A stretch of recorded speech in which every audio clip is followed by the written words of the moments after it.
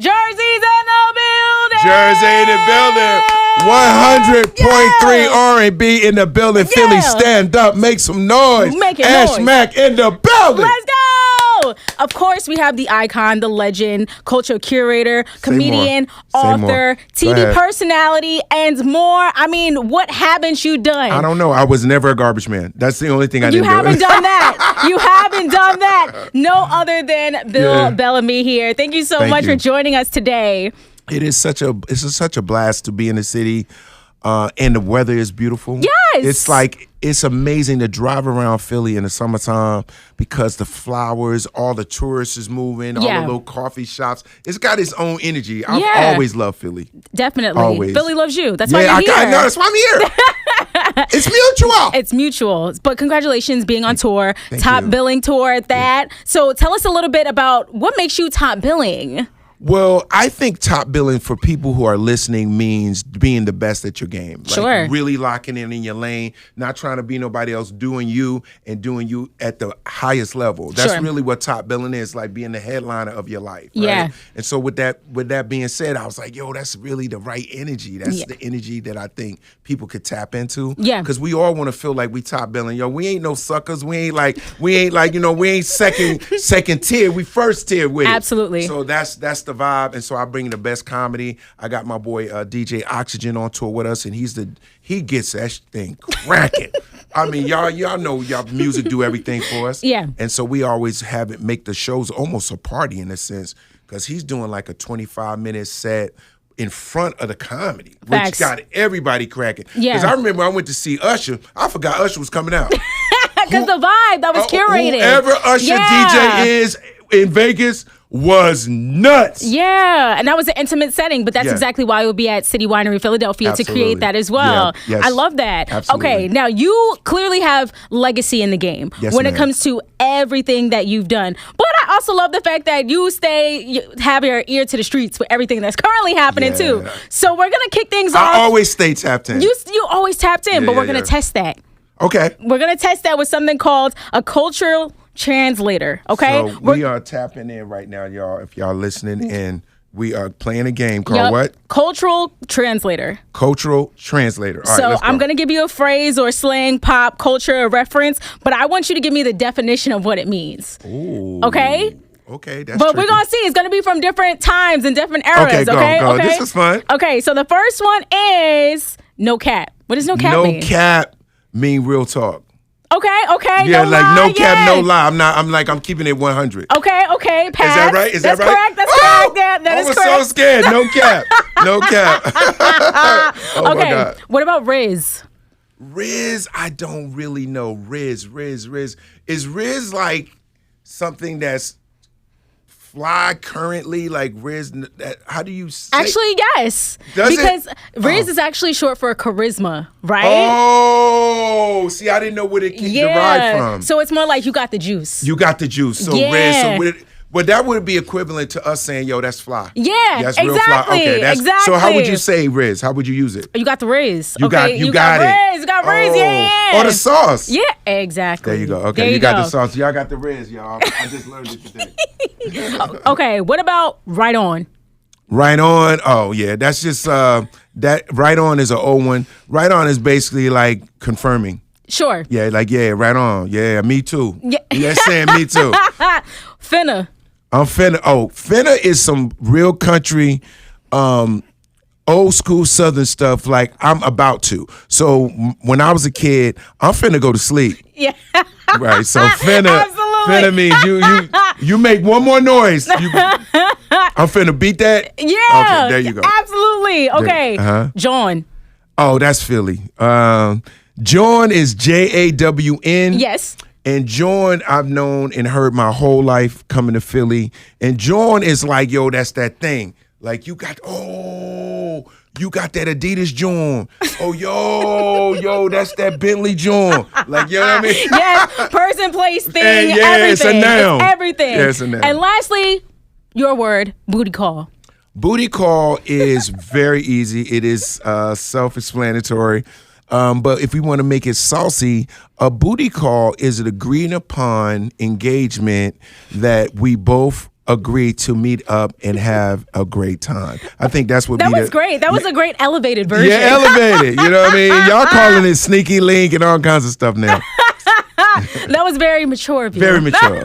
We both agree that we want to see each other. There we go. Tonight. Consent given. Consent given, yes. When it comes to your legacy, how have you been able to be so successful through these different decades, all this time, and being on tour in 2025?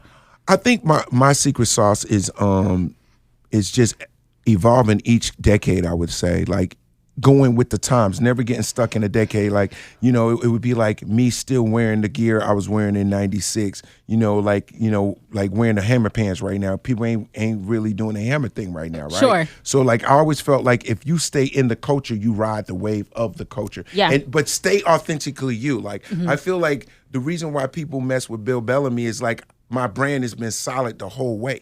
So like McDonald's, Pepsi, Coke. Like, I always looked at myself as a brand. The brand got to be fly. Like, what is Bill Bellamy? Bill Bellamy is Riz. Bill Bellamy is swag. Bill Bellamy is cool. He's approachable. He's consistent. Yeah. So you got to be consistent. So it's just like if you're a singer, you can't have 3 great shows and 2 bad, and that hit the internet, right? Right. People be like, yo, you can't sing no more? Yeah. What happened? You got to beat the last show.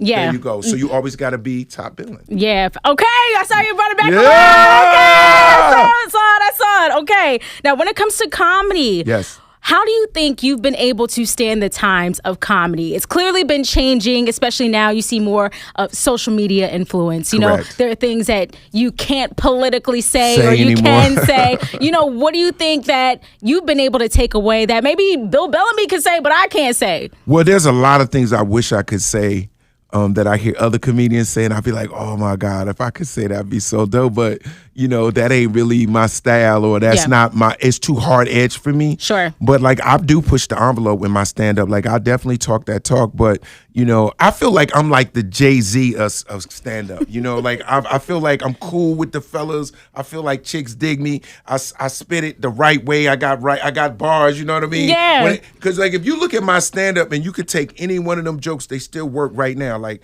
I'll go back and I'll look at clips. I'll be like, yo, that's still funny. Like, it's the energy of me. It's the happiness of what I'm saying. You know what I mean? I don't ever think that my comedy is making people like, ew, like, wow, he wrong for that. You know? I think my comedy make people be like, yo, Bill bugged out. Yo, that's me. I would have said that. Like, if you could get people to do that, it's funny. Like, the other day on my social media, I was like, yo, what happened to the albinos? Like, it used to be 1 or 2. Yeah. Like, I haven't seen an albino in like 10 years. Like, yo, what happened? Did they leave? Like, did they stop lightening up? Like, I didn't know. Like, I say, like, I thought of another one. Like, this is stuff that's funny to me. Like, yo, I remember back in the day, everybody had somebody in their class that was cross-eyed. This is true. It used to be one kid, cross-eyed Larry. You'd be like, yo, Larry, when you gonna get your eye fixed? My mother said, like, it's like a thing. I'm gonna have to get the operation, but we don't have the money. Like, there was a kid. But why don't we? I don't know. Maybe there aren't those did they type fix of. the eyes, though? Maybe they did. Maybe that's genetics what I'm saying. did. So you ain't think about it till I said it. That's true. It used to be literally one cross-eyed person, and we used to be like, ooh, he better not take his glasses off. Or remember the kid that had the thick Coke bottle glasses? Yeah. You don't see those anymore. You don't see them as thick anymore. No. Or you used to see kids that used to have like an extra finger. Yeah. You remember that? Remember the kid with the extra pinky though? Yeah, You be like, extra yo. pinky. Yeah, my cousin had that. Yeah, right there. Yeah. Why? Nobody talked about it. Nobody talked about that. Nobody talked about. But these are real life Yo, experiences. that was 6 fingers. That was 6 fingers Tina. Where's Tina, dog? Where's Tina at? I'm crying. About the extra pinky. Yeah, like. Yo, we came up in a funny time. Like, we couldn't even talk about it. Like, so you had people with the extra finger, you had the albinos, you had the cross-eyed people, and then remember the kids that had like bad eczema? Yeah. And we didn't know what it was. We used to call it the cooties. Cooties got so many different types of cooties. You got COVID cooties now. You got all different types of cooties. That's way too many cooties. Somebody on my What'd live they say? Somebody had the extra pinky. I Remember see, that? That's what I'm saying. It was right there. Yeah. It was right there, and it wiggled a little bit. Yeah. Remember? See, that's crazy. It was creepy. It was, but you don't see that in 2025. They cut it off. Maybe my parents did. I don't know. I think they maybe. go pop. I'm not doing this with you. Okay.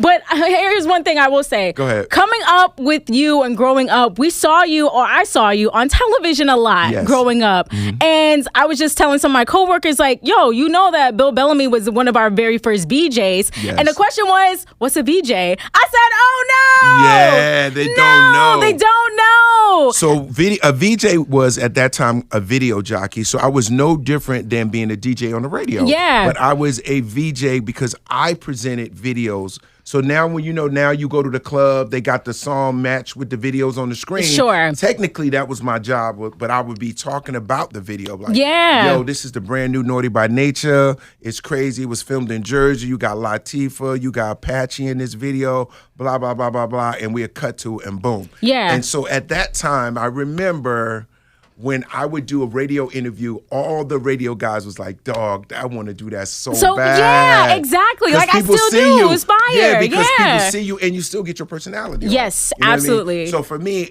it was the dopest job ever. Like I remember when I first interviewed Mary, her first album was the 411. I remember interviewing Craig Mack, Keith Murray, Redman and Meth, Aaliyah, R. Kelly, I'm just going brainstorming. Boyz II Men, great interview. I remember interviewing Tupac when Tupac came on. Amazing. Yeah. What do you think is the most memorable interview that you've had or been able to conduct? My biggest interview was Michael Jackson. Huge. Talk to me about that, because I wish I would have been able to be in the same room. Yeah, it was. Here's the thing that I thought was interesting about meeting Michael Jackson. You felt like you was interviewing somebody. Oh, he had a certain energy about him. Yeah. It's two people to me that had the energy that I was like, yo, they a star. Mm-hmm. Like Tupac had an aura about him that you knew he was meant to do this thing. Yeah. That he was just born different and special. Yeah. He generated on a frequency that was just like he would come in the room, you could feel the room shift. Like he was that kind of person. Same thing with Michael Jackson. Michael Jackson had a certain kind of energy that you was like, yo, man, wow. This is legacy. This kid I seen on TV when he was 10 singing on American Bandstand. I seen him carry his whole family at 10 or 12 years old. Put the family on his back. Seriously. Michael Jackson was that thing. It's just like when I met Michael Jordan. You know, the first time I met Michael Jordan, there's a reason why Michael Jordan is Michael Jordan. Yeah, sure. It's more than just like the basketball skills. It's an amount of gift that he had, that he gave to all of us. Michael Jordan inspired us. He was someone for us to be proud of. We could see somebody that looked like us that was great at something. Absolutely. Guys and girls, to this day, they want to debate it. No one can debate his imprint. That's like Muhammad Ali. You cannot debate his impact and his gift to us as a culture. Sure. Right? Yeah. He clicked on all levels, and that's how I felt about, Michael Jordan, Tupac, Michael Jackson. Do you ever hear anything from Michael Jordan? Like, have you spoke to him or ran into him in the last few years? I haven't seen Michael Jordan nowhere except on Instagram. I used to see Mike more when he was playing. Were there any of I hung out with Mike so many times. Like I used to love hanging out with Michael Jordan because you know y'all gonna eat good. Yeah, everybody's gonna show up. Everybody and show out. Everybody. Mike was, man. Let me tell you, hanging out with Mike made you want to be a ball player. One, you wanted to be at least 6'6", 6'7". Yeah. And you want to be fly. Like going out with Mike, we always dressed. Everybody, Mike was always in suits, always smooth. He liked his cigars. He liked his privacy. But it'd be the fly private room you ain't even know was in a restaurant. Facts. That's how Mike was doing it. And that's roped off. And there was a dude right there. You good? You good? Yeah. And, we could kick it with Mike. But Mike made me feel like I wasn't famous. You? Yeah, because he's way more famous than you. I like get it. You regular famous. Yeah. I mean, you regular, but we have Michael Jordan. Like, yeah. People used to be like, Mike, guys, Michael. They're trying to get in. We love you, man. I love it. Were there any moments like this you wish you could relive for the first time again? Oh. I wish I could. One moment that just popped in my head was I played basketball in the bubble with Michael Jordan, I wish I could go back again and ask him for an autograph. Because I didn't ask him. Because I was like, we've been together all day and it's going to be corny to break code and be like, yo, Mike, man, I'm sweating you, man. My bad. Can I get I would have felt so lame. I get it, but you never know when you have the opportunity again. But I never had the opportunity again. And I should have just broke down and just did it. But I was kind of like, oh, man, he invited me over here. Now I'm going to turn into a fan. Oh. You could have said it was for a family member. No, it was for me. But he didn't need to know that. He didn't need to know that. Yeah. Like, hey, bro, could you make sure to sign this? I didn't even tell him he was my favorite player. Like, I just thought it was just an honor to be friends with him. Sure. And how he respected me as an artist. Like, he was like, yo, B, you funny as hell. Love watching you, man. How do you think of this stuff? Yeah. And I'm saying, like, well, Mike, how do you stay in the air for 2 hours? You know what I'm saying? He just made it look so effortless. He's so athletic and graceful at the same time. It was a great experience. Amazing. Okay, now you've created these experiences for us, stand-up comedy on television and films, from How to Be a Player, Love Jones. You got Any Given Sunday, huge. The Brothers, one of my faves, Cousin Skeeter, of course. Cousin Skeeter. I like Skeeter. Back, yes. Now, when it comes to more films, are we going to see you doing more in the future? What's the thoughts about this? More movies. I have a movie that I did that's really going to make people laugh. It's called The Worst Christmas Ever. It's going to come out like right around Christmas. I think you guys gonna be cracking up because it's just like it's like some black people stuff. Like it's like the stuff that could go wrong. You know, they knock down the turkey. You know, it's it's rifts in the family, people jealous, and this that. Yeah, it's a really interesting fun comedy that I think you guys will like. Then I'm working on a part 2 for How to Be a Player as well. Okay, so that's official. Yeah, because I think that that would be a real great legacy statement for the culture. What does that look like? How do you be a player in 2025? I think the player now has to be built completely different because now y'all got all this social media and all this other crazy stuff, and you just can't move. So we gotta find subtleties not to give it away, but we're gonna get rid of all that. How you gonna get rid of all that? I'll show you. I need to know. And you know what? What are the red flags I should look out for in dating in 2025 from these players? How about that? For girls, advice to women would be, I think a good advice would be guys that are stalking your pages. The people that actually have a crush on you? Yeah, like I think they're a little strange. It's a little strange. I think it sets women off a little bit when guys are being creepy on the internet. You know what I'm saying? I think comments should be very respectful. You know what I mean? If a guy's liking all your pictures, don't date him. He's bugging. Oh, don't date him. No, he's doing too much. Okay. If he's a fan. That's you're doing too much. Yeah. Like, I mean, like out, here and there, but then, soon as you post, thirsty. Say that again. Damn, Clarence. Clarence like everything. You eating ice cream, he like, love the dips. Like, I'm crying. 2 scoops. No, too much. As you're reprising this and How to Be a Player, is there a favorite role you've had that you really resonated with over the years? Oh, wow. One of my favorite roles, there's parts in my roles that I think I resonated with. When I did How to Be a Player, I thought How to Be a Player, what I resonated with that was a guy that had a day to live his best life. Like a guy that had a day to eat the favorite candy, to go to his favorite amusement park, get on all his favorite rides.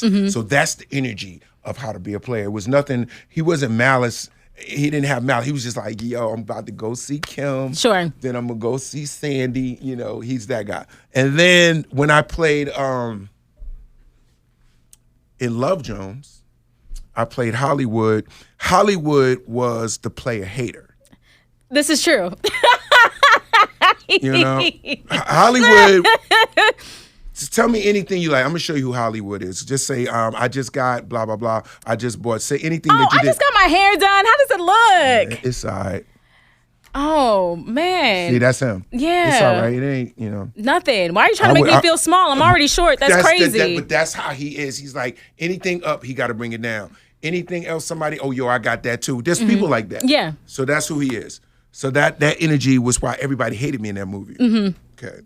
My most recent role that I thought was really dope, was fun, was I was in SelfMade with Octavia Spencer. Okay, yes. And Blair Underwood, Tiffany Haddish, we did this like period piece for Madam C.J. Walker, right? What I liked about Sweetness was Sweetness came from the other side of the tracks.